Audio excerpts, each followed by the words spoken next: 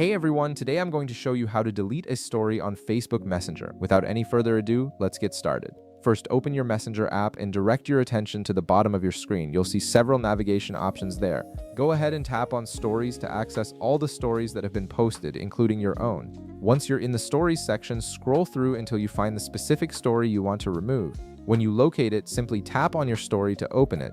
This will display your story in full screen mode, allowing you to view it just as others would see it. Now, while your story is playing, look at the top of your screen. You'll notice a three-dot icon, which is the menu button that gives you access to various story options.